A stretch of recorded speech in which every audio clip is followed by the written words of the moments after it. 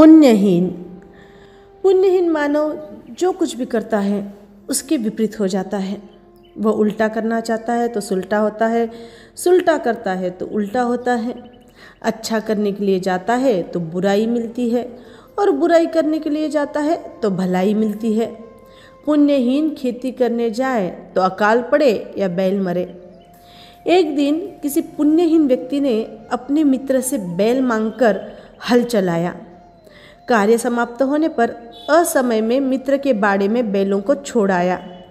उस समय मित्र भोजन कर रहा था, अतः वह उसके पास नहीं गया।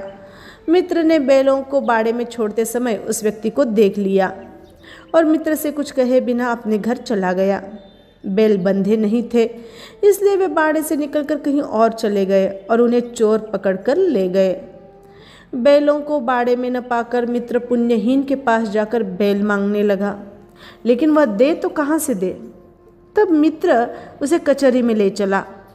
जब दोनों मार्ग में जा रहे थे तो सामने से एक घुड़सवार आता दिखाई पड़ा।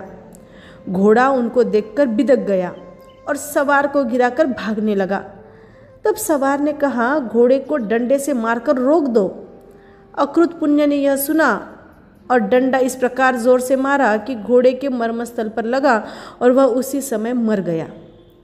यह देख घोड़े के स्वामी ने उसको पकड़ लिया और कचहरी ले गया।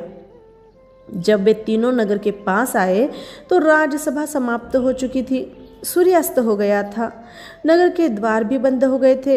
उन्होंने विचार विमर्श किया कि अब तो अंदर जा नहीं सकते, इसलिए नगर के बाहर विश्राम कर प्रातः राजसभा में जाएंगे। नगर के बाहर बहुत से नट भी सो रहे थे, वहीं वे भी सो गए। अकृत पुण्य सोचने लगा कि मेरे बिना इन दुखों कष्टों से पिंडन नहीं छूटने वाला, अतः गले में फांसी का फंदा डालकर मर जाना ही बेहतर है। ऐसा विचार कर अपने गले में फंदा डालकर वृक्ष पर लटकने के लिए फंदा जोर से कसा, पर जैसे ही गले में फंदा डाल नीचे लटका वह जीर्ण वस्त्र का होने से टूट गया। पुण्यहीन नटों के सरदार पर जा गिरा और गिरते ही चोट लगने से मुखिया की मृत्यु हो गई। नटों ने भी उसे पकड़ लिया और सब एकत्रित होकर प्रातः राजसभा में पहुंच गए। राजा के पास आकर सभी ने अपना अपना पक्ष कह सुनाया।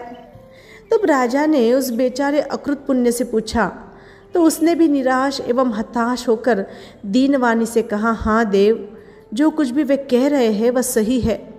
यह सुनकर राजा को उस दिन पर दया आई और कहने लगा, भाई, वह तेरे बैलों को दे देगा।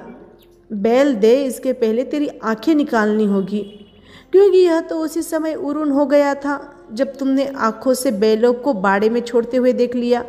यदि तुम आंखों से बैलों को न देखते तो यह भी घर न जाता, क्योंकि जो कोई भी जिस किसी के पास वस्तु समर्पण करने के लिए आता है तो वह बिना संभाले नहीं जाता। घोड़े के स्वामी को बुलाया। यह तुम्हारा घोड़ा दे देगा, परंतु पहले यह तुम्हारी जिह्वा काट लेगा, क्योंकि तुम्हारी जिह्वा ने डंडे से मारने के लिए कहा, तभी तो इसने कहे अनुसार यह कार्य किया, अपने आप नहीं किया। यह कहाँ का न्याय है कि तुम्हारी जिह्वा बच जाए और इस दीन को दंड दिया जाए। इसलिए यहाँ से चले जाओ। तत्पश्चात नटों को बुलाया गया और कहा, इस गरीब के पास क्या है जो तुम्हें दिलाया जाए? हाँ, इतना कर सकते हैं, इस व्यक्ति को वृक्ष के नीचे सुला देते हैं और जिस प्रकार इसने गले में फंदा डाला था उसी प्रकार तुम्हारा नेता भी गले में पाश डालकर इसके ऊपर गिर पड़े। यह निर्णय सुनकर सभी नटों ने उस पुण्यहीन व्यक्ति का अपराध क्षमा कर दिया, उसे छोड़ दिया। यह राजा की विनयजा बुद्धि के उदाहरण है। जय आनंद।